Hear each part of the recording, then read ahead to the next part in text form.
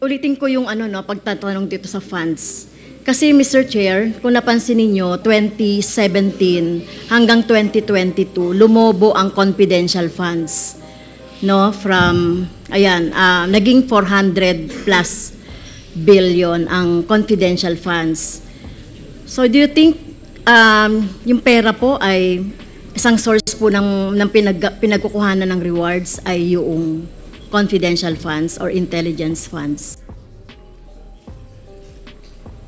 Enzo Recto, kalaban ang katiwalian at kasinungalingan, kakampi sa katotohanan at kabutihan.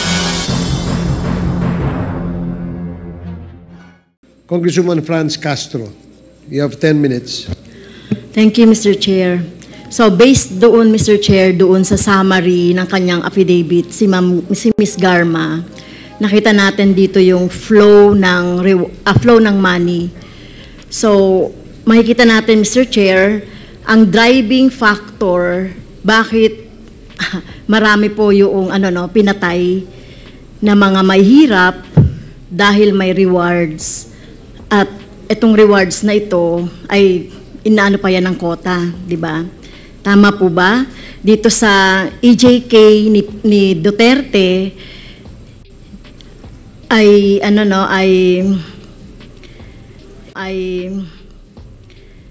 ito po yung driving force, yung reward, kung bakit ang dami pong mga pinatay na mga may hirap.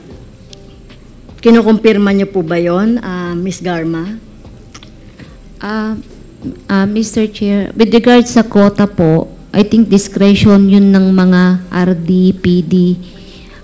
But with regards to the rewards, nag-exist po, Your Honor. What do you mean? Sa quota po, hindi po nakotahan. Okay, so wala yung discretion. Quota. Pero yung, Mr. Chair, yung reward system na, kasi dito, yung flow yung flow chart ng inyong affidavit, basically, reward system at may flow of payment. Di ba? Nag-exist po. Nag-exist? Yes po, Your Honor. Nag-exist? Yes po. Okay. So, ulitin ko nga, ito yung dahilan kung bakit nagkaroon ng siguro na entice ang mga operatives, ang mga pulis para doon sa EJK. Tama. Posible po, kasi hindi ko rin din alam kung ano po iniisip nila, Your Honor. Tama, kasi Posible. sa flow mo kasi, flow ng payment, so mula kay Bongo, di ba? Binibigay yung pera kay Ermina Espino. From Bongo, bumababa kay Edelberto Leonardo. At from kay Leonardo, nagpupunta yan sa chief ng regional SOG, PIDEA, Bucor, hanggang sa CIDG, hanggang sa all regional chief ng CIDG. So, yun po yung flow ng payment. So, tama. Dun sa dun sa ginawa niyong diagram. Your Honor, kasi kung minsan hindi dumadaan sa RD, parang may naka-assign na focal point. Depende kasi po kung ano naging arrangement. Si Sir Leonardo lang po nakakaalam. Okay, so therefore, from Leonardo, and from Bongo, Senator Bongo, lahat napupunta kay Leonardo. Yeah, it appears that way po. Yes. Kasi nga, yun ang sabi ni Pedro na galing na pinapadala sa kanya. So, okay, so yun na po ang na-establish natin, yung pera nanggagaling kay Bongo. So syempre, galing yan kay PRRD. Tama? Kasi dito sa diagram nyo, parang directly in-implicate nyo na si Duterte, Rodrigo Duterte. Pagdating po, it's just a communication flow, Your Honor, but I do not know kung galing po doon. Basta ang sinabi lang ni Pedro, si Muking ang nagpapadala. So, okay. Kung pero si saan man Muking, kinuha niya ni Muking, that I do not know. Pero yes, pagdating po kay Bongo po, siya ang bini-meeting ni Sir Leonardo. Siya nag-meet sa kanya, nakikipag-arrange. So, alam naman natin, Mr. Chair, na si Senator Bongo at saka si Senator Ronald Bato ay talagang closed yan kay PRRD. Tama? Ms. Garma? Opo, Mr. Chair, Okay. Your Honor. So ito pong, ulitin ko yung pagtatanong dito sa funds. Kasi Mr. Chair, kung napansin ninyo, 2017 hanggang 2022, lumobo ang confidential funds. No, from, naging 400 plus billion ang confidential funds. So do you think yung pera po ay isang source po ng pinagkukuhanan ng rewards ay yung confidential funds or intelligence funds? Ayoko mag-speculate po, Your Honor.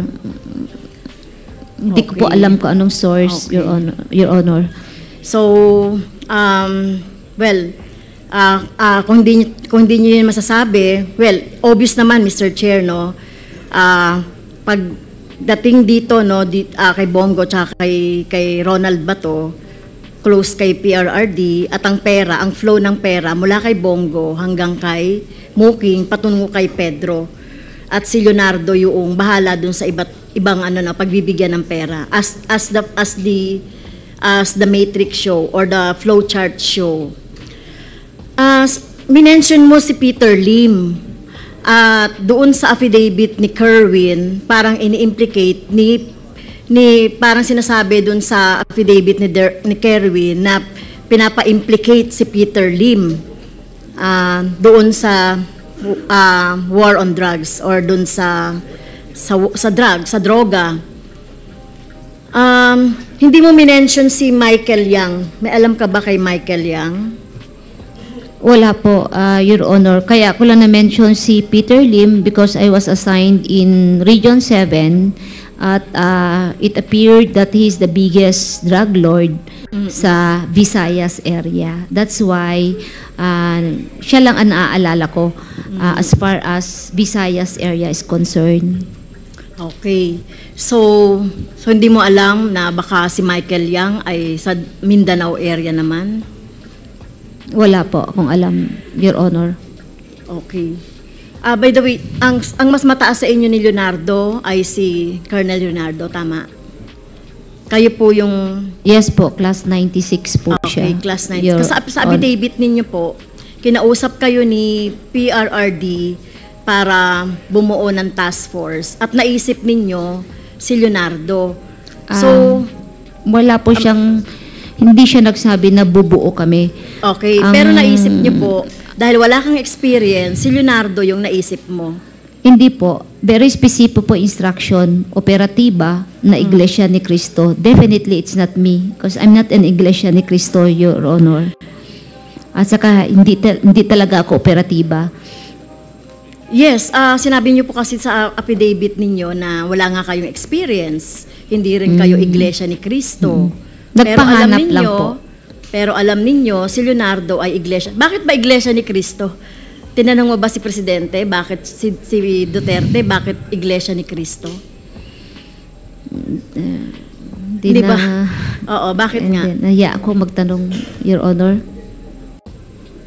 Nahiya po ako magtanong. I just complied. So dahil alam mong Iglesia ni Cristo si Leonardo, siya yung kinontak mo?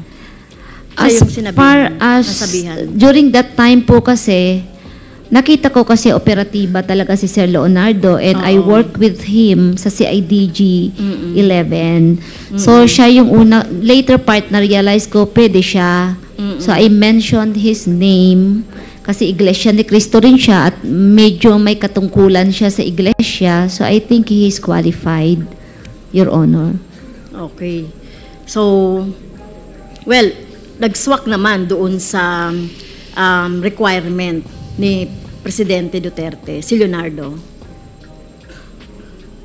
Sa tingin ko po na, kasi siya naman po na atasan, so perhaps po, na-qualify po, Your Honor. Okay.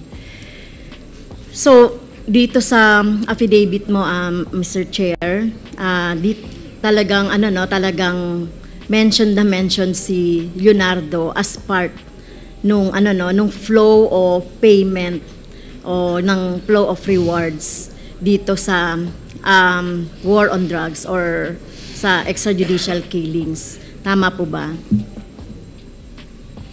Actually, lahat po ng officers, it's a public knowledge po. Takot lang po sila magsalita. Pero lahat po ng officer na nandito po sa loob, alam po nila yan, public knowledge lang po. Ako lang po naglakas loob magsabi, Your Honor. So lahat ng mga officers dito, so ibig sabihin si Marcos, alam niya yan, so lahat ng PNP, si Torre, yung mga yan, alam na po lahat. Yes, Lahat. Your Honor. Okay. Okay, thank you, Mr. Chair. Sa PIDEA naman, Mr. Chair, nag-show po kayo ng list, di ba? Merong new list, may original list, may PRRD list, meron yung isa pang category ng listahan. So, dito po sa mga list na to, may mga X. Ibig sabihin po, namatay na po yon, yung may mga X.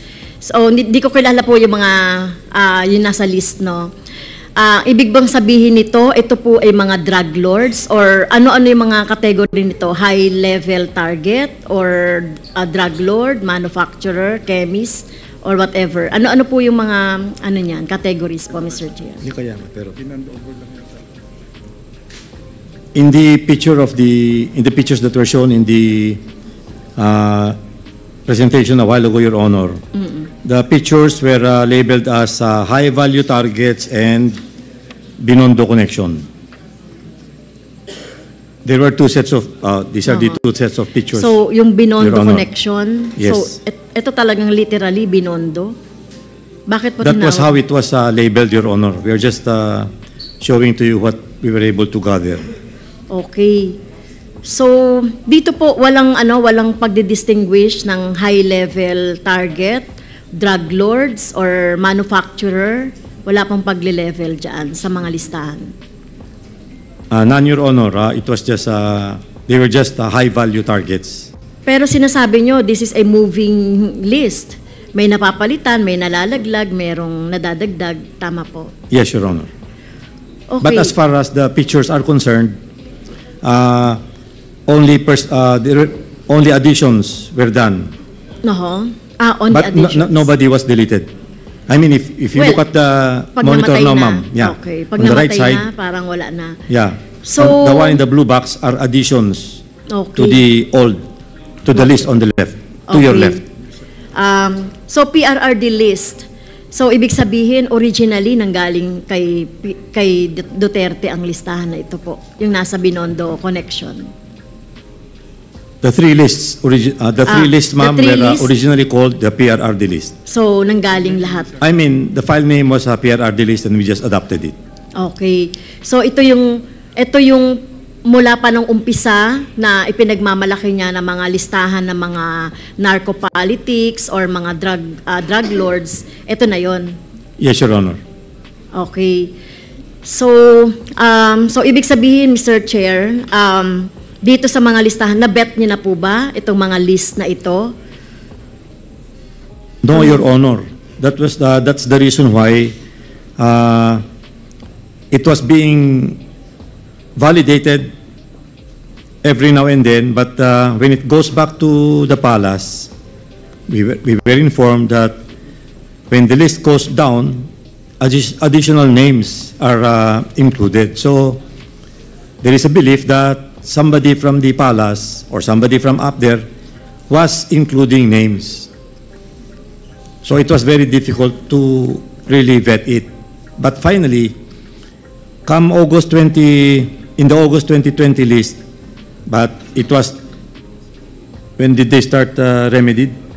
Can you just show the slide? 2019. In 2019, the effort to validate this list started, Your Honor. Okay, so natapos na po yung pag-validate or na-check? The validation is continuing, Your Honor. Pero, it is still pending. are you conducting po the investigation po dito sa PRRD list? Yes, it is ongoing, Your Honor. But you see, there is a remedied committee that is supposed to review this. before they submit it to the Executive Secretary for names to be delisted, retained, or to be placed on suspension file. However, this has not been acted upon since the PBBM administration. So, nandyan po ba si Peter Lim tsaka si Michael Yang sa list? Michael Yang is not there, Your Honor, but I think Peter Lim is, let me just double check. But as far as Michael Yang is concerned, he is not in any of the lists. Peter Lim, yes, sir. Peter Lim, positive, Your Honor. Pero, you have investigated Michael Yang. Kasi alam ko parang nag-imbestiga yata ang PIDEA kay Michael Yang at may positive na involvement siya sa drugs. When I took over in November 2022, Your Honor, I immediately asked for the name Michael Yang if it was listed in our records, but there is no record. Yeah. Negative, Your Honor, for Michael Yang. No hit for Michael Yang, Your Honor. How about yung kapatid niya po? None also, Your None Honor. also. Pero syempre, obviously, galing yan kay PRRD. And we know naman that Michael Yang is being protected by PRRD. So mukhang hindi siya talaga, list na talagang, na talagang hindi bias, di ba? Kasi meron nga ngayon ongoing investigation, di ba, kay Michael Yang. So, baka unsolicited advice, baka pwedeng imbestigahan po ng PIDEA. Yes, Your Honor, because because of these Quadcom hearings, the connection of the POGO is now, the POGO and the drugs connection is Yes. now established. So it is being investigated. Yes, thank However, you po. Your Honor, let me just explain that in our presentation, we showed that you can tinker with this list. Yeah, you can play with the list. That's the reason why we bring it upstairs and it goes down to us. There are new names listed. But just to take as an example, the names of Mabilog and Wesley Barayuga. So, in other words, this list was being, how do you call it, manipulated without validation. Even if PIDEA even if PIDEA was validating it, when it would go up to show the results of our efforts, the list when it goes down, there are more names added. So that's why, just to make sure, we already joined list 1, 2 to have list number 3. Okay. Kailan niyo po mababalidate lahat ng mga nakalagay na mga listahan niyo po doon? Kasi parang tingin natin talagang tumitibay yung yung conclusion namin na parang war between among drug lords ito. So pwede niyo bang maklasify yan as mga drug lords, mga pushers lang or whatever? Pwede bang magawa yon ng PIDEA? Yes, Your Honor. If you look at the monitor in front of Your Honor, you can see under September 2, 2020, the approval of guidelines and procedures in the conduct of, etc. Okay. This is the process that we are showing to you, Your Honor, that it doesn't only take PIDEA to validate this list. Okay. Sino po There is this remedied committee, which is composed of the SILG, the DG PIDEA, the Chief of Staff, and the Chief PNP. Okay. Unfortunately, as I was saying, during the PBBM administration, this list was never acted upon. That is why we have recommended to the palace that since we are conducting regular barangay drug clearing operations and we are conducting also regular seminar workshops on how we can review our watch list, we were recommending that this remedied list be incorporated already into our barangay drug clearing program so that they can be validated also. So there is no more need for the remedy, but we are waiting for the palace to act on our recommendation, Okay. Your Honor. Mr. Chair, kasi yung mga list nyo na nandiyan, tingin ko mga high value yan, ano. Iba pa kasi yung list ng mga barangay, no? During the drug war ni Duterte. Iba pa yung list na yun. Millions yun eh.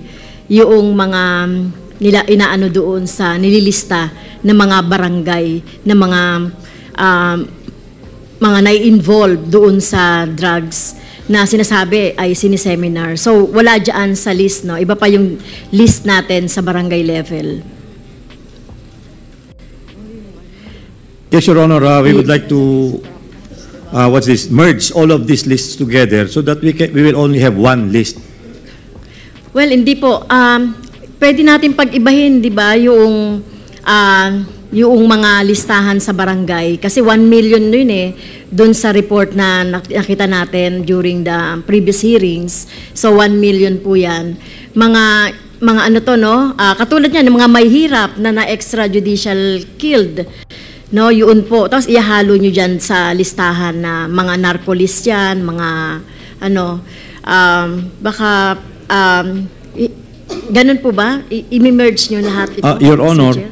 the 1 million plus names that you are mentioning, In the is barangay. just an estimate of the total number of, I think, drug users in the Philippines. There are no names, Your Honor. But we do our barangay drug clearing program, we have names. And Yes, pero Mr. Chair, obvious naman eh, ang mga napapatay, mga mahihirap.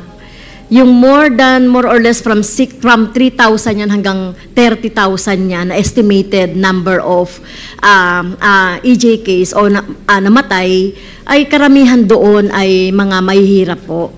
Kaya nga sinasabi natin, ang war on drugs ni Duterte ay war on drugs lang laban sa mga mahihirap. At ito ay labanan ng mga drug lords, ng mga kompetensyahan sa mga droga. So may ganun ba kayong investigation na nakita ninyo na nagkaroon talaga ng ng competition between drug lords? Your Honor, we did not see any indication towards that, the competition concept. Because, again, the difficulty of having so many lists is that the list is very active. It's changing every now and then. And sometimes it happens that somebody is involved in a drug operation and he is not included in the list. So that was the difficulty during the Okay. drug campaign, Your Honor. Sige. Pero ito po, no, nakita nyo naman, more than 30,000 ang namatay dito sa EJK, sa estimate siya ng Human Rights Watch. No, sa pulis naman, 6,000 dun sa kanilang listahan. So, mapapansin nyo po, no, mas maraming namatay na mga inosente, yung mga users lang, no, yung mga street pushers kaysa doon sa mga drug lord o malalaking supplier ng droga. So ang ibig ko sabihin, Mr. Chair, dito ma-intensify niyo po, no, yung pinagkukuhanan ng droga, yung operations dapat ay ma-intensify yung sources ng mga droga, like yung nagmamanufacture, etc. So, yun lang po, Mr. Chair. Thank you po. May kulanong salita na ang ibig sabihin dito ay ang pagkakaisa. Bunyog Party List. Halika na, Bunyog Party List ka na. Halika na, Bunyog Party List ka na. Sa susunod, ang atinang suportahan, Bunyog Party List, nagtataguyod ng katotohanan, lumalaban para sa bayan.